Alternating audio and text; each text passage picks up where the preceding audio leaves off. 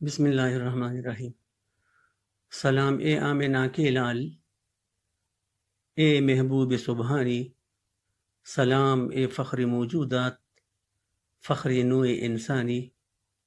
تیری سیرت، تیری صورت، تیرا نقشہ، تیرا جلوہ، تبسم، گفتگو، بندہ نوازی، خندہ پیشانی۔ عزیز طلباء، جماعت نحم کی اردو لیکچر کی تیسری نشست کے ساتھ حاضر خدمت ہوں۔ امید ہے آپ نے گزشتہ 2 لیکچر سے استفادہ کیا ہوگا، مگر اس بات کی شکایت ہے کہ لیکچر 2 میں جو آپ سے سوالات پوچھے گئے تھے، آپ میں سے کسی نے کمنٹس میں جواب نہیں دیا۔ بہرحال آج سبق اخلاق نبوی میں حضور پاک صلی اللہ علیہ وآلہ وسلم کی تیسری خوبی ایثار سے شروع کرتے ہیں۔ آپ صفحہ 4 کھول کر آخری پیراگراف غور سے دیکھیں۔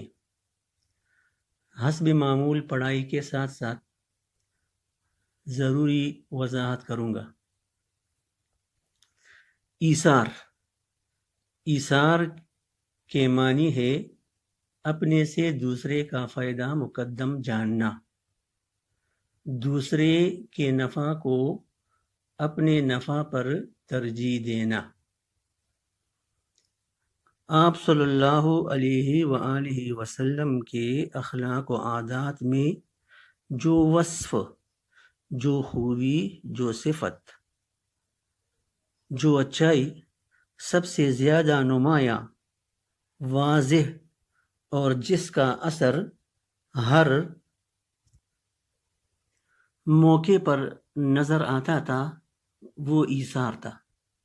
اولاد سے آپ صلی اللہ علیہ وآلہ وسلم کو بے انتہا محبت تھی، اور ان میں حضرت فاطمہ الزہرا رضی اللہ عنہا اس قدر عزیز تھی، قابل عزت تھی کہ جب آتی تو فرط محبت سے کڑے ہو جاتی، زیادہ محبت کی وجہ سے فرط محبت۔ پیشانی کو بوسہ دیتے، پیشانی پر چومتے اور اپنی جگہ بٹھاتے۔ تاہم حضرت فاطمہ رضی اللہ عنہا کی اسرت اور تنگ دستی کا یہ حال تھا۔ اسرت اور تنگ دستی دونوں جو ہیں ہم معنی مترادف الفاظ ہیں۔ اسرت کی معنی تنگ دستی، مفلسی، غربت، یہ ہے۔ یہ درمیان میں اور لفظ جو ہے اس کو حرف عطف کہتے ہیں۔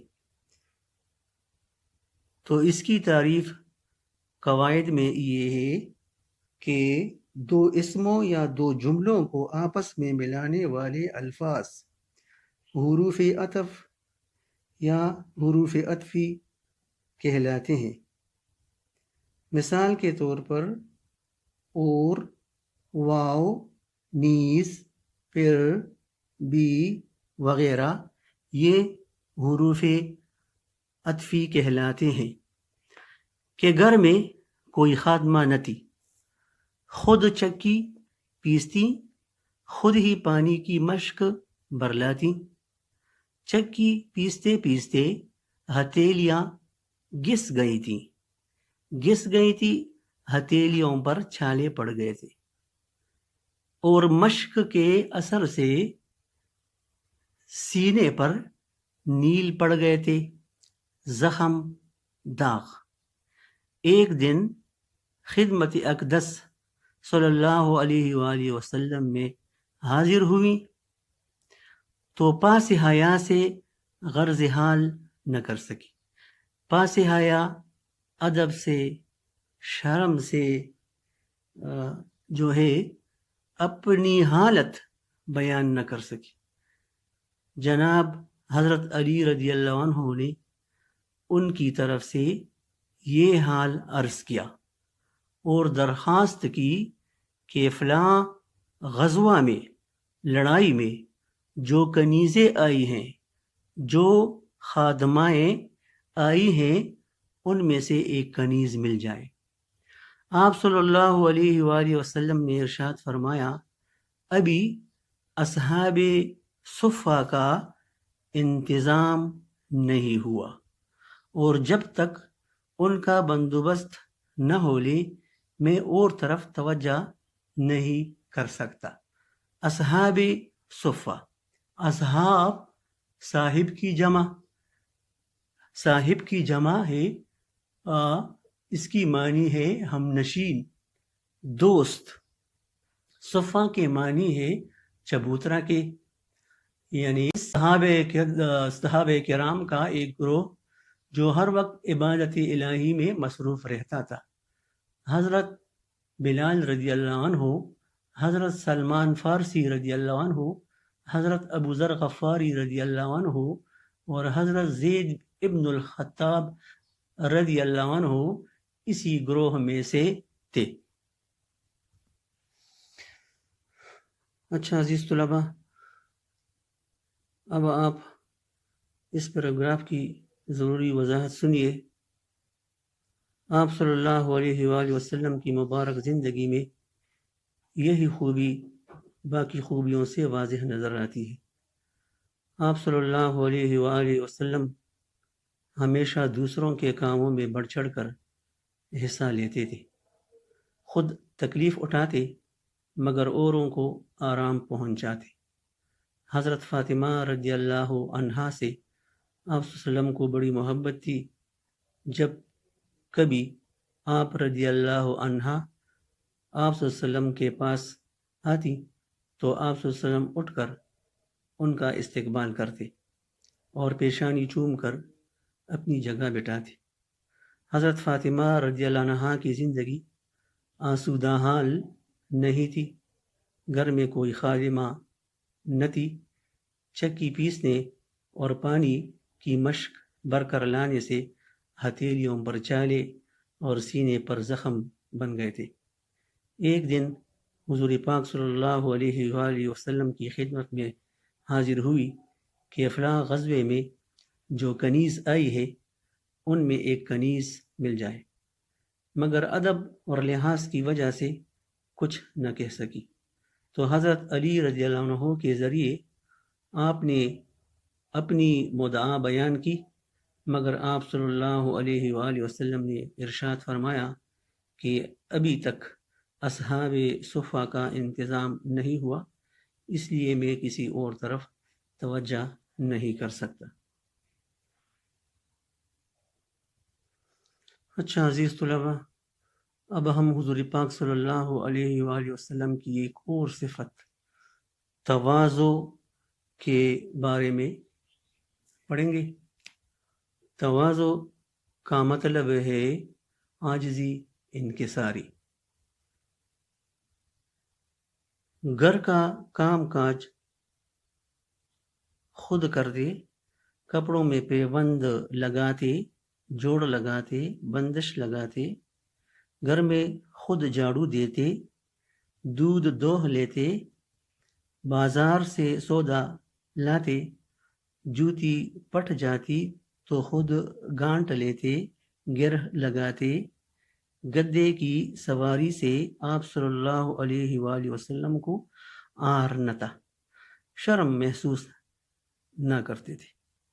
آر شرم، غلاموں اور مسکینوں کے ساتھ بیٹھتے اور ان کے ساتھ کھانا کھانے سے پرہیز نہ تھا۔ ایک دفعہ گھر سے باہر تشریف لائے تو لوگ تعظیم کو اٹھ کھڑے ہوئے فرمایا کہ اہل عجم کی طرح تعظیم کے لیے نہ اٹھو۔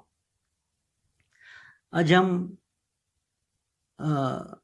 اپنے ملک کے سوا، یعنی عرب کے سوا کوئی اور ملک، عجم یعنی عرب کے علاوہ باقی دنیا کے ممالک والے اہل عجم۔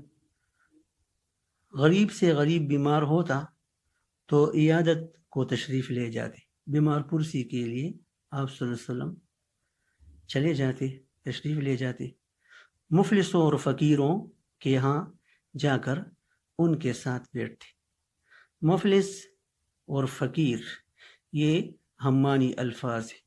مفلس بھی غریب، تنگ دست، فقیر بھی جس کے پاس کچھ نہ ہو۔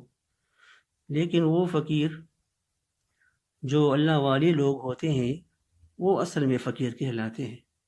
کسی نے ان حروف کی بڑی اچھی تشریح کی ہے، یعنی فے سے فاقہ، قاف سے قناعت، یہ سے یاد الہی اور ری سے رضا الہی، تو وہ اصل فقیر ہوتا ہے۔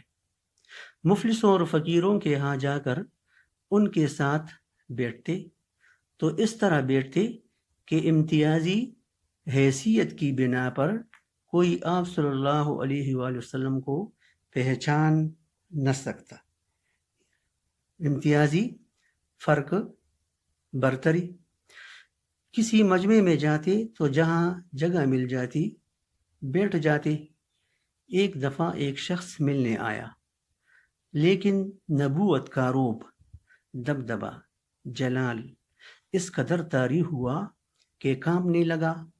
آپ صلی اللہ علیہ وآلہ وسلم نے فرمایا، گھبراؤ نہیں، میں بادشاہ نہیں، ایک قریشی عورت کا بیٹا ہوں جو سو کا گوشت پکا کر کھایا کرتی تھی۔ تو آئیے طلبہ، اب ذرا اس پیراگراف کی مختصر وضاحت کرتے ہیں۔ حضور پاک صلی اللہ علیہ وآلہ وسلم کی زندگی تواضع کی مثالوں سے بری پڑی ہے۔ آپ صلی اللہ علیہ وآلہ وسلم اپنے گھر کا تمام کام خود کرتے، اپنے کپڑے خود مرمت کرتے، گھر کی صفائی ستھرائی خود کرتے، دودھ جانوروں سے خود دھوتے، پٹے ہوئے جوتے خود سیتے، کبھی گدے کی سواری پر شرم محسوس نہیں کی، اپنے غلاموں اور غریب و مجبور لوگوں کے ساتھ بلا تکلف کھانا کھاتے۔ ایک دفعہ کچھ لوگ آپ صلی اللہ علیہ وآلہ وسلم کے احترام میں کھڑے ہوئے تو آپ صلی اللہ علیہ وسلم نے یہ کہہ کر منع کیا کہ اجمیوں کی طرح احترام میں کھڑے نہ ہوا کرے۔ امیر و غریب کی تفریق سے بالاتر ہو کر ہر کسی کی بیمار پرسی فرماتے، فقیروں اور غریبوں کے ساتھ ایسا گل مل جاتے کہ کوئی برتری ظاہر نہ ہوتی۔ کسی محفل میں جاتے تو جہاں جگہ مل جاتی بیٹھ جاتے، کبھی بھی اپنے لیے امتیاز اور برتری کو پسند نہ فرمایا۔ ایک دفعہ ایک شخص آپ صلی اللہ علیہ وآلہ وسلم سے ملنے آیا تو اس پر آپ صلی اللہ علیہ وسلم کے مرتبے اور نبوت کا روپ طاری ہوا اور وہ خوف سے کانپنے لگا۔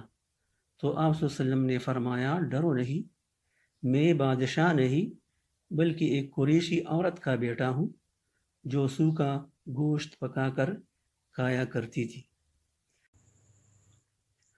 یعنی باقی عام انسانوں کی طرح زندگی بسر کرتی تھی۔